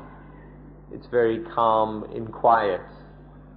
So there's a kind of peacefulness and a happiness, a joy which comes from gaining this victory over the body. ที่นี่เราก็จะฝึกหรือจะชนะเวทนาความรู้สึกของกาย เวทนา feeling มีอำนาจที่จะดึงคนดึงไปทำอะไรได้ทุกอย่างคนทั้งโลกเป็นทาสslave ของเวทนาแล้วก็ถูก enslave โดยเวทนาอยู่ตลอดเวลามันก็เป็นไปในเรื่องของเวทนาที่โง่เป็นกิเลสเป็นความผิดพลาดเป็นความไม่ถูกต้องตามธรรมชาตินี่เพราะว่าเราเป็นทาสของเวทนาเราต้องชนะมันไม่ให้อิทธิพลของเวทนามาครอบงำจิตใจของเราได้เราจึงฝึกเวทนานุปัสสนาเรื่องที่2ชนะเวทนาความรู้สึกของกายที่เป็นไปตามอำนาจของสิ่งแวดล้อม Next is the victory over the feelings. The feelings or the vedana, which by the way are not emotions. But these feelings, these Vedana, have the power to pull the mind in all the different directions. Positive feelings pull the mind one way, negative feelings the other. And then feelings which are kind of in the middle pull the mind in another way. These feelings have great power to pull and lead the mind. And so they're the basis for everything that happens in our lives and in this world. These feelings have such power over us that we become their slaves. But through investigating, understanding, and then getting control over these feelings, we achieve a great victory. This victory over the feelings is what comes through the second part of mindfulness with breathing, what is called Vetanupassana, or contemplation of the feelings. เราทั้งโลกเราเป็นทาสของเวทนาดึงเราไปเพราะเรามีความโง่ต่อเวทนาแล้วก็เสียเวลาเสียแรงงานผลิตส่วนเกินที่เราเรียกว่าความเจริญดูดีๆมันจะเป็นเพียงเครื่องเพิ่มส่วนเกินให้หลอกให้เราหลงในเวทนามากขึ้นมันขาดทุนทั้งสองฝ่ายขาดทุนทั้งขาขึ้นขาดทุนทั้งขาลงเมื่อเราเป็นทาสของเวทนาแล้วเราก็ชวนกันผลิตส่วนเกินก็ผลิตด้วยเครื่องจักรมากมายแล้วก็ต้องมีศิลปะ advertisement โฆษณามันซื้อกันจนได้โลกกำลังเป็นอย่างนี้โลกมันกำลังเป็นอย่างนี้เพราะเราเป็นทาสของเวทนาปัญหาในโลกจึงไม่มีสิ้นสุดที่เราจะต้องรบกันจะต้องทำลายล้างกันในส่วนรวมหรือว่าในส่วนบุคคลพอเป็นทาสของเวทนาแล้วก็สร้างสิ่งเลวร้ายขึ้นมาแม้ในส่วนบุคคลก็วิวาทกันในส่วนบุคคลจงเห็นโทษของการตกอยู่ใต้อำนาจของเวทนาดังนั้นเราต้องอยู่เหนืออิทธิพลของเวทนาเราจะต้องฝึกชนะเวทนาในภายในนี่เวทนาในภายในได้เวทนาภายนอกก็เป็นอันว่าชนะด้วยคอยสนใจเป็นพิเศษรู้จักเวทนาดีๆฝึกจิตให้อยู่เหนืออำนาจของเวทนาจนได้ Because we are slaves to these feelings, we end up doing all kinds of things in order to get them, especially the positive ones. And so we create all kinds of things to create these feelings that we desire. And so nowadays we have all kinds of things which amount to needless, unnecessary luxuries. This is what we've got in this so-called developed modern world. In this modern world, it's full up of things that bring us the kind of feelings we like. But we don't observe this, we don't pay any attention to it. We're just very proud of our development, our technology, of our modernity. But what it comes down to, or take a good look and see if it doesn't just come down to a lot of excess, a lot of unnecessary stuff, just created for the sake of the feelings. And then when we've created all this technology, all this industry to serve the feelings, then we have to abuse art and psychology to create advertising and marketing. We have to come up with these ways to trick people to buy stuff they don't even need. And this is just another way to stir up the feelings. And then in this world of technology, of luxury, of advertising, of competition, then we find ourselves competing and struggling with each other to get the feelings. We find ourselves fighting amongst friends, in our families, and even between nations. So in the end, we go to war because of these feelings, because of our slavery, because of our infatuation to these feelings. We create all the kinds of problems that exist in this world, including war. So one ought to examine this situation that we and all of humanity is in. See the very harmful results that come from our slavery to the feelings. And then you will develop a genuine interest in getting free of this power of the feelings, in raising ourselves above and beyond the influence of the feelings. Please examine these things until you have a sincere desire to get free of the power of the feelings. เราอุตส่าห์เล่าเรียนในโรงเรียนในมหาวิทยาลัยเรียนนี้แล้วก็ต้องทำงานแล้วก็หาเงินมีเงิน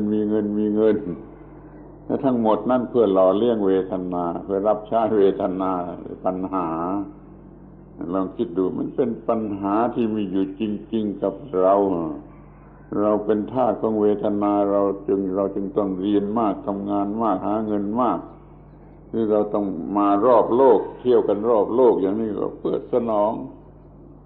ความต้องการของเวทนาของตัณหาทั้งนั้นรู้จักมันไว้เถอะ So we need to study a lot to the degree that we go to university and even get postdoctorate and then get graduate degrees. And then we need to work. And then we get all kinds of money and we store our money and invest our money and save our money. And then we travel. And all of this is just to find and sustain the feelings. All this study, work, saving, and travel is just searching for, trying to get and maintain these feelings. So one can see the problem created by the feelings, this burden of our infatuation and slavery to the feelings, that we have to do all this studying and all this working and all this saving and all this traveling because we're a slave to these feelings. เราไม่กลัวเราไม่ละอายที่จะเป็นทาสของเวทนาเราสมัครใจที่จะเป็นทาสของเวทนาเราไม่เคยคิดที่จะต่อสู้หรือควบคุมเวทนานั่นคือปัญหาคือความทุกข์เกิดมาจากเวทนาตัณหาอุปาทานเพราะเราสมัครใจที่จะเป็นทาสของเวทนาท่านจงมองให้พบความจริงข้อนี้จึงจะแก้ปัญหาได้ We're not afraid to be slaves of the feelings. We're not even embarrassed that we're in such a thraldom, that we're such slaves. We don't ever think of going against the feelings, of fighting against them, of getting ourselves free, of overcoming them. And so we just go on in our slavery, spending our entire lives as slaves to the feelings, without ever once thinking of getting free. We think we're already free. How little we understand. เราเป็นทาสของเวทนาและเวทนาก็จูงเราดึงเราไปรอบโลกก็ยังไม่พบไปที่จุดสุดจบว่ามันจะพ้นจากอำนาจของปัญหาหรือความทุกข์นี่เพราะเราไม่รู้จักเวทนาเดี๋ยวนี้เรามารู้จักเวทนา เราจะควบคุมมันให้ได้เราจะชนะเวทนาเราจะเป็นนายเนื้อเวทนาตลอดเวลา And so we're still slaves to the feelings, and so the feelings lead us by our noses around the world. We go around and around the world, how many times, and we still don't find an end to it all. No matter how many times we go around the world or where we go, we never come an end to this slavery, to this power of the feelings. So it just goes on and on endlessly, this slavery. เราจะเป็นนายเนื้อเวทนาได้ต่อเมื่อเราเป็นนายเนื้อจิตเนี่ยข้อปฏิบัติหมวดที่3ชนะจิตเรียกว่าจิตตานุปัสสนาเราจะต้องบังคับจิตได้จึงจะไม่อยู่ใต้อำนาจของเวทนาไม่ให้จิตไปอยู่ใต้อำนาจของเวทนาเพราะเราบังคับจิตได้เราต้องฝึกการบังคับจิตให้สำเร็จให้จนได้ We'll be able to be masters, the bosses of the feelings when we can have mastery over the mind. So therefore we must learn how to control the mind so that we can be masters of the feelings. เราบังคับจิตให้สร้างความพอใจในการกระทำที่ถูกต้องให้พอใจได้แล้วกระทำให้เป็นสมาธิตั้งมั่นได้แล้วเราก็กระทำให้มันปล่อยสิ่งที่ยึดถือต่างๆได้ในบทเรียนสำหรับฝึกจิตบังคับได้ให้มันกระทำถูกต้องดำรงถูกต้องเราพอใจแล้วก็บังคับให้เป็นสมาธิรวมกำลังจิตเป็นสมาธิเพื่อทำงานที่สำคัญแล้วก็บังคับให้มันปล่อยสิ่งต่างๆที่ยึดถืออยู่นี่มันยากสักหน่อยแต่มันมีประโยชน์มหาศาลชนะจิตแล้วจะมีประโยชน์มหาศาลSo we make the mind satisfied by doing things that are correct. We train the mind to be satisfied with actions and activities which are correct. And then we control the mind by concentrating it in various ways to different levels, to different degrees. And then we make the mind release. We make the mind let go. We train the mind to release everything so that it's not clinging or hanging on to anything. So in these different ways we learn to control the mind. We gain mastery over the mind by making it satisfied with correctness, by concentrating it in better ways, by making it release and let go. หมวดสุดท้ายคือหมวดที่4ธรรมานุปัสสนาคำว่าธรรมะในที่นี้หมายถึงสิ่งทั้งปวงสิ่งทั้งหมดทุกสิ่งแต่ว่าสิ่งที่เป็นปัญหานั้นมีอยู่จำนวนจำกัดคือสิ่งที่เป็นที่ตั้งแห่งความยึดถือสิ่งที่หลอกให้เรายึดถือสิ่งที่หลอกให้เราเป็นทาสของมันธรรมะในที่นี้หมายถึงสิ่งประเภทนี้จะเป็นอะไรก็ตามที่มันเป็นที่ตั้งแห่งความยึดถือทางตาทางหูทางจมูกทางลิ้นทางกายทางใจเองก็ตามที่เป็นที่ตั้งแห่งความยึดถือเราจะรู้จักเราจะควบคุมเราจะเอาชนะมันให้ได้อย่าให้มันหลอกให้เรายึดถือได้ต่อไป This brings us to the last stage of practicing anapanasati, which is called Dhammanupassana, the contemplation of Dhamma. Here Dhamma means all things. It means all of nature. But to talk of contemplating all of nature is far too broad. It would take us forever. So what we mean here is, amongst all things, those particular things which are the basis of attachment, the things that have tricked us into attaching to them. These are the Dhammas that we contemplate in this last tetrad or stage of Anapanasati. So we contemplate these Dhammas until we see them as they really are, until we can let go of them, so that they are no longer able to trick us into attachment. สิ่งหรือธรรมหรือสิ่งที่มันหลอกลวงให้เรายึดถือมากที่สุดก็คือบ้านเรือนของเรา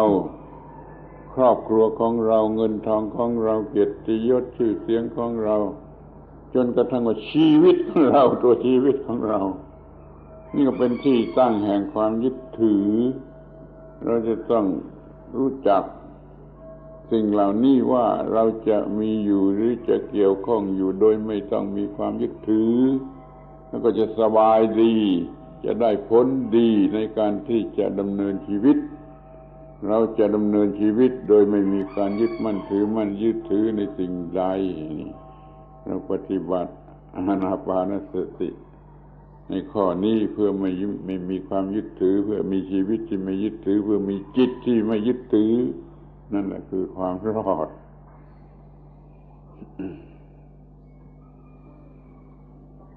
When we say Dhamma or things, the things that we are most attached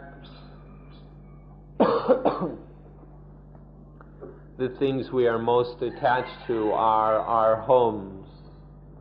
our possessions, our husbands and wives, our lovers, our children, our status, our reputations, up to and including our own lives. These are the things we are attached to. We need to look at them carefully, deeply, until we can let go of them, until we see that none of these things are worth attaching to as being me or mine. And then when we can let go of all these things, then we are free. When we're free of these things, then we are able to relate to them. We can still have homes and possessions, we'll have a reputation, a family, and we can still live. But our relationship, our interaction with all these things is no longer one of attachment. It's one of freedom, of non-attachment. And so everything is fine. Everything is just okay. Instead of everything being a burden, a problem, a hassle, a struggle, everything is fine because we no longer deal with things through attachment. เราไม่ต้องเอาบ้านเรือนไปเผาไฟเราไม่ต้องเอารถยนต์ของเราไปทิ้งทะเลเราไม่ต้องทำอะไรชนิดทำนองนั้นเพียงแต่ว่าเราไม่ยึดถือด้วยอุปาทานด้วยความโง่ว่าตัวเราว่าของเราแล้วก็เราอยู่ในบ้านในเรือนเราใช้รถยนต์เรามีอะไรโดยสะดวกทุกอย่างโดยไม่ต้องมีความทุกข์มันรับใช้เราถ้าเราไม่ยึดถือถ้าเรายึดถือเรารับใช้มันมาอยู่บนเรามาอยู่บนศีรษะของเรามันหนักมันเป็นทุกข์จงหัดมีชีวิตที่ฟรีเป็นอิสระไม่ยึดถืออะไรไม่เป็นทาสอะไรโดยประการทั้งปวงนี่อานาปานสติหมวดสุดท้ายให้ผลอย่างนี้ It's not necessary that we burn down our homes. We don't have to drive our cars into the ocean We don't have to divorce or kill our husbands and wives. All we need to do is to stop attaching to these things. Instead of living with them through attachment, we can live with them through mindfulness and wisdom. When we are mindful and wise, then we no longer attach. And so none of these things are a problem. When we're not attached to these things, then they serve us. But when we attach to them, we serve them. It's like we've got all these things piled on top of our heads, and our heads are burdened, our brains, our minds are burdened by all these things that we must serve. But by letting go of them, we don't have to serve any of them. And then we can make the most of them. We can use them in truly beneficial ways. เราจงทำให้ไลฟ์คอมพิวเตอร์ของเราสมบูรณ์ไปด้วยความรู้เรื่องกายเรื่องเวทนาเรื่องจิตเรื่องธรรมแล้วคอมพิวเตอร์นี่ก็จะสมบูรณ์จะสนองความรู้ให้แก่เราแก้ปัญหาให้แก่เราได้ทุกอย่างทุกประการขอให้สนใจในการปฏิบัติอานาปานสติให้สำเร็จ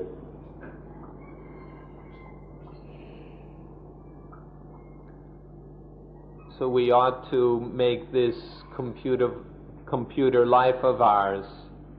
free of attachment by practicing mindfulness with breathing and achieving these 4 victories over body, feelings, mind,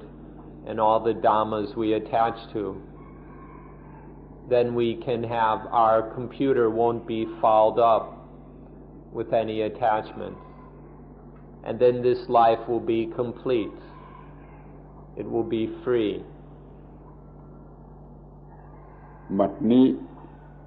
เรามีความรู้เรื่องขันธ์ทั้ง5เรามีความรู้เรื่องอริยสัจทั้ง4เรามีความรู้เรื่องปฏิจจสมุปบาทจนตลอดสายแล้วเราก็สามารถปฏิบัติอานาปานสติได้ทั้ง4หมวดนี่สมบูรณ์แล้วมีไลฟ์คอมพิวเตอร์ที่ประเสริฐที่สุดแล้วแก้ปัญหาตอบปัญหาทั้งหมดทุกอย่างทุกประการได้ขอให้ท่านทั้งหลายจงพยายามศึกษาปฏิจจสมุปบาทและพยายามปฏิบัติอานาปานสติแล้วท่านก็จะมีไลฟ์คอมพิวเตอร์เป็นของท่านเองโดยสมบูรณ์สารพัดนึกแก้ปัญหาได้ทั้งหมด So now we know about and understand the 5 khandhas, the 4 noble truths, the entire sequence of dependent origination, and the practice of anapanasati in its fullness in all 4 areas. With this knowledge,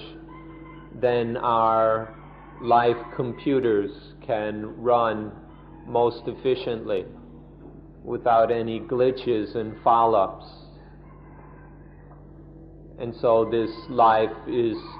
free of problems. And we have realized the purpose of life. เราจะรู้สึกว่าไลฟ์คอมพิวเตอร์ของเรานี่มันเป็นมาจิกหรือยิ่งกว่ามาจิกแต่ที่จริงมันไม่มาจิกเลยเป็นธรรมชาติตามธรรมชาติตามกฎของธรรมชาติตามธรรมดาของธรรมชาติดังนั้นไม่เหลือวิสัยที่เราจะทำท่านอย่าท้อแท้ใจว่ายากหรือเหลือวิสัยเรามีความรู้เรื่องธรรมชาติเรื่องกฎของธรรมชาติเรื่องหน้าที่ตามกฎของธรรมชาติเรื่องผลจากหน้าที่แล้วมีไลฟ์คอมพิวเตอร์ได้ง่ายได้ไม่ต้องออกเงินสักบาทเดียวยังก็มีได้ some of you might be thinking that this living computer is magical, that it's even more than magic. But we'd like to say that in fact there's nothing magical or strange about it. It's totally natural. That everything we've been talking about is just natural. And so please don't think that it's difficult. Instead, just study nature, the law of nature,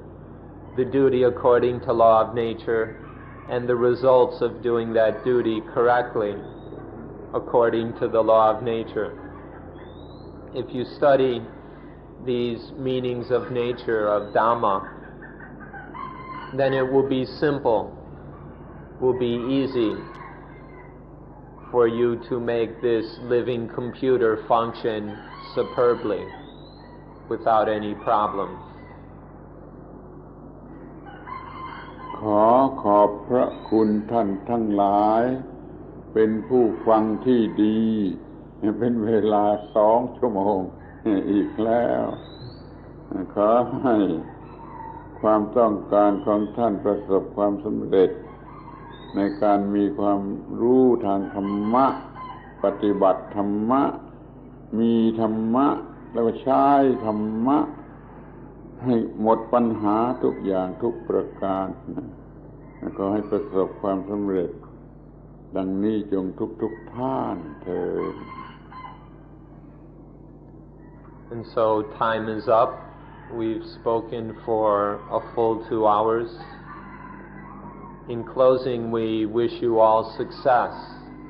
in studying Dhamma, in practicing Dhamma, in having Dhamma, and in using Dhamma, in applying Dhamma so that your lives are free of all problems and trouble. We wish you complete success in this. ขอให้เดินกลับไปเซ็นเตอร์โดยไม่ต้องมีตัวผู้เดินนั่นแหละคือการฝึกการใช้ไลฟ์คอมพิวเตอร์ของเราเดินโดยไม่ต้องมีผู้เดินกระทำโดยไม่ต้องมีผู้กระทำคือความไม่ยึดมั่นถือมั่น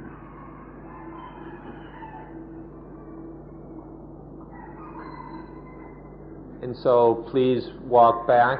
to the meditation center without a walker. Just walk naturally without the added burden of the walker. Let the living computer function on its own correctly according to its natural mechanisms. Don't drag this silly illusion of a walker along with you. ขอยุติการบรรยายและปิดประชุมสำหรับวันนี้ And so can we allow us to end today's talk and close the meeting for today?